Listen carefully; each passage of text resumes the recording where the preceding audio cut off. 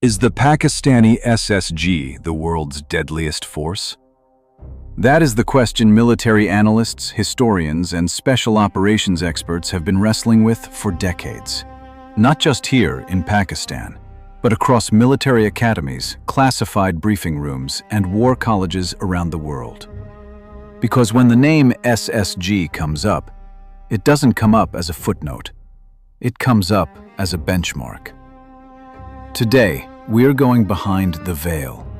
We are pulling apart the myth, the reality, the doctrine, and the legacy of a force that was built to operate where no one else could survive. This is not a highlight reel. This is not propaganda. This is a cold, calculated breakdown of one of the most feared special operations forces on the planet, the Special Service Group of Pakistan, the Black Stork. By the end of this video, you will understand exactly why the world's most elite military forces take the SSG seriously. And you will understand what it truly costs a man to wear that maroon beret. To understand what the SSG is today, you have to understand what Pakistan needed in 1956. The country was barely 9 years old. It was surrounded by a hostile neighbor to the east, a complicated relationship with Afghanistan to the northwest, and the Cold War pressing down on the entire region like a vice. The conventional army was not enough. Not for every threat, not for every terrain, not for every mission. Pakistan needed a force that could go where conventional soldiers could not. A force that could operate without supply lines, without air support, without any of the luxuries that modern armies depend on. A force of absolute self-sufficiency. And so the Special Service Group was born, not out of ambition, but out of necessity. The founding philosophy was simple and brutal.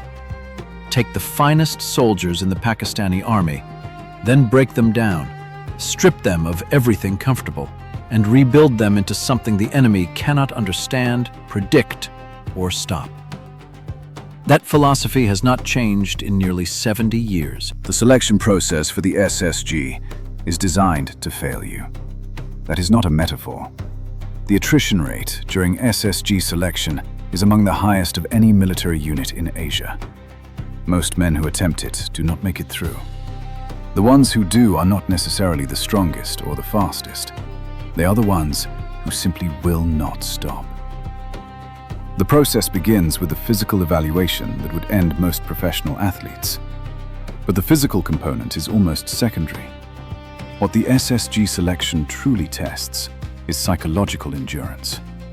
Can you function at full capacity when you have not slept in 72 hours? Can you navigate 5 miles of mountain terrain at altitude in darkness while being actively tracked by instructors who want you to fail? Can you stay silent when every nerve in your body is telling you to cry out? These are not hypothetical questions. These are conditions that SSG candidates face in the mountains of Cherat, one of the most demanding training environments on Earth. The Cherat facility is not just a training ground. It is a filtering system, and the filter is set extremely tight. What separates the SSG from a merely good military unit is not their equipment.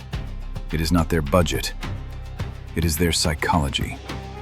The SSG is built around a doctrine of complete psychological independence. An SSG operator is trained to function at full effectiveness even when he is completely alone, completely cut off, and completely without hope of immediate rescue. This is harder than it sounds.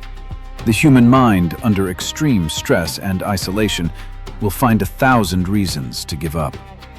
The SSG training system is specifically designed to exhaust every single one of those reasons and still keep the man moving forward. They do not train you to ignore fear. They train you to operate through it, to use it as fuel rather than letting it become paralysis.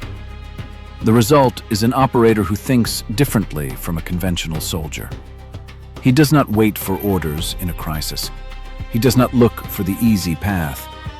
He assesses, adapts, and acts. In the language of special operations doctrine, this is called tactical autonomy. And the SSG builds it into every single operator from the very first day of training. Now let us talk about the terrain that made the SSG famous, and the terrain that most elite forces in the world simply cannot replicate in their training. High-altitude warfare. Pakistan sits at the intersection of some of the most extreme mountain terrain on Earth. The Karakoram, the Hindu Kush, the Himalayas. These are not just geographic features. They are operational environments that kill ordinary soldiers through hypothermia, altitude sickness, oxygen deprivation, and simple exhaustion before a single shot is ever fired. The SSG does not just survive in this terrain. They operate in it. They fight in it. They conduct sustained operations at elevations where commercial aircraft cruise, where the air is so thin that your body begins to fail within hours if you are not acclimatized, where temperatures can drop to minus 30 degrees Celsius overnight. This is the SSG's home theater. And in that theater, they have no equals in the region. While other elite forces trained for urban environments, hostage rescue, and amphibious operations, all essential skills, the SSG has mastered a battlefield that geography itself turns into a weapon. They have turned the mountain into their greatest tactical advantage. A special operations force is only as real as its operational history. And the SSG's history, though much of it remains classified, is written in moments that shaped the subcontinent. Operation Gibraltar in 1965 was among the first major deployments of SSG personnel in a covert operational role, infiltrating Indian-administered Kashmir to support an uprising. The mission was complex, the terrain was brutal, and the political stakes were enormous. The SSG operators who participated did not do so with the backing of overwhelming firepower. They went in light, fast, and quiet. In the decades that followed, the SSG continued to operate in environments that conventional forces could not enter. Counter-insurgency operations in Baluchistan, counter-terrorism operations in the tribal belt, hostage rescue missions that never made the front pages. The SSG has always operated in the space between what is acknowledged and what is possible. That is the defining characteristic of truly elite special operations forces across history. The British SAS has a motto: "Who dares, wins." The American Delta Force operates in near total secrecy. The Israeli Sayeret Matkal guards its operational history with extraordinary care. And the SSG follows the same code. The mission matters. The headline does not. Through the 1980s, and especially into the 1990s and 2000s, the nature of threats in the region changed dramatically. The Soviet-Afghan War ended and left behind an entirely new kind of battlefield, one defined not by conventional military formations, but by non-state actors, asymmetric tactics, and urban environments. The SSG evolved. They did not abandon their mountain warfare heritage. That remains the foundation, but they added layers. Counter-terrorism became a core competency. The SSG's CT units developed the skills needed to handle hostage situations, aircraft hijackings, urban sieges, and the rapid clearance of fortified positions where every second of delay costs civilian lives. This requires a completely different mental model from mountain warfare. In a hostage scenario, the margin for error is zero. There is no second chance to breach a room correctly. The operator must make life and death decisions in less than a second with incomplete information under extreme psychological pressure. This is a skill set that takes years to develop and that very few forces in the world have mastered. The SSG spent those years building it. There is something about the SSG that goes beyond training, beyond doctrine, beyond operational history. It is the brotherhood, Every military unit has esprit de corps, but in the SSG, the bond between operators is forged in a way that is difficult to replicate. When you have shared the Karakoram Mountains at 3 in the morning, when you have been the only thing standing between your partner and failure, when you have been broken down to nothing and rebuilt together, you do not have colleagues. You have brothers in the deepest sense of that word. This matters operationally in ways that are hard to quantify, but impossible to deny. SSG units function with a level of trust and cohesion that removes the friction that slows down other forces.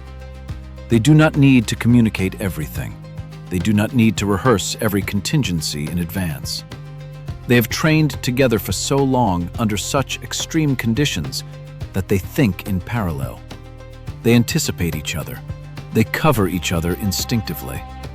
That is not something you can buy with better equipment or larger budgets.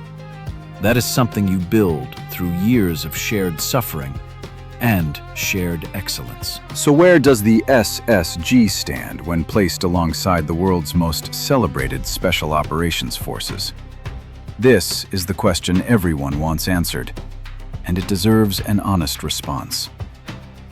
The American Navy SEALs are extraordinary operators with unmatched resources, global reach, and a track record of high-profile missions across every continent. The British SAS literally invented the modern Special Operations Force model and has been operating covertly for over 8 decades.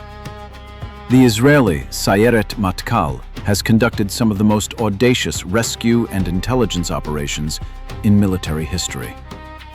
The Russian Spetsnaz brings a brutally effective approach to close-quarters combat and has operated in some of the harshest environments on Earth. Where does the SSG fit in this company? It fits as a peer, not in resources. The SSG operates on a fraction of the budget available to SEAL teams or the SAS. Not in global projection. The SSG's primary theater is the South and Central Asian region, but in the quality of its operators, in the depth of its mountain warfare doctrine, and in the psychological toughness of its men, the SSG belongs in that conversation. The real metric for any elite force is not how they perform with every advantage. It is how they perform with nothing. And the SSG has been performing at the highest level with limited resources in some of the world's most demanding terrain for nearly 70 years. People see the Maroon Beret and the Black Stork insignia, and they see a symbol of pride. And it is that. But it is important to understand what that symbol actually costs. The men who earn that beret have paid a price that most people will never understand. Not just the physical toll of training, the broken bones, the exhausted muscles, the permanent scars that come from pushing the human body past every rational limit. The real cost is what it does to a man's interior life. To be an SSG operator is to accept a kind of permanent readiness. There is no turning it off. The psychological alertness, the situational awareness, the constant low-level assessment of every environment, it does not go away when the mission ends. These men carry their training with them every hour of every day. And many of them would not trade it for anything, because alongside the cost comes something rare. A sense of absolute certainty about who you are and what you are capable of.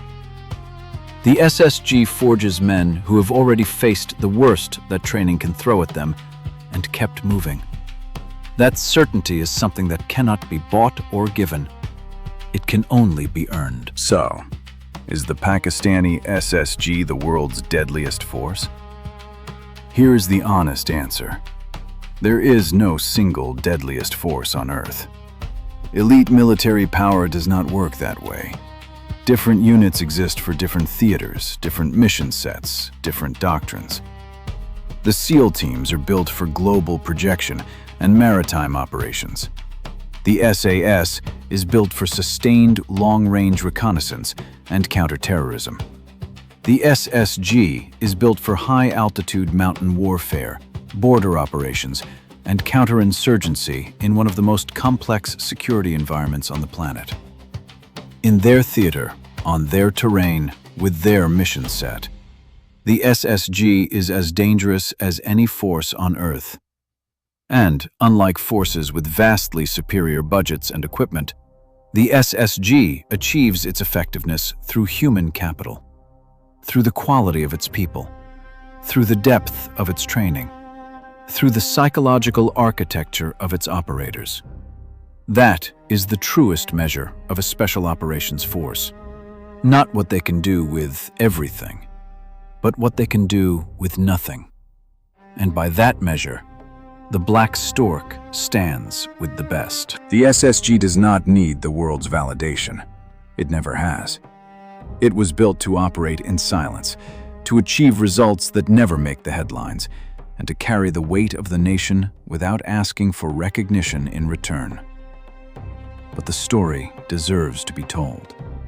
Because when you strip away the politics, the rivalries, and the national pride, what you find at the core of the SSG is something universally admirable. Men who chose the hardest path, paid the hardest price, and kept going anyway. That is what the Black Stork represents. Not just a military unit, a standard, a philosophy, a proof of what human beings are capable of when they refuse to accept limits. What do you think? Is the SSG among the world's elite? Leave your assessment in the comments. I want to know what you think about Pakistan's most secretive force. If you want us to break down another special operations unit from anywhere in the world, subscribe and let us know. Until next time. If this story moved you, you are watching War and Military History, where every conflict has a cause, every border has a cost, and every war leaves something behind. Subscribe and stay with us, because history is never truly over.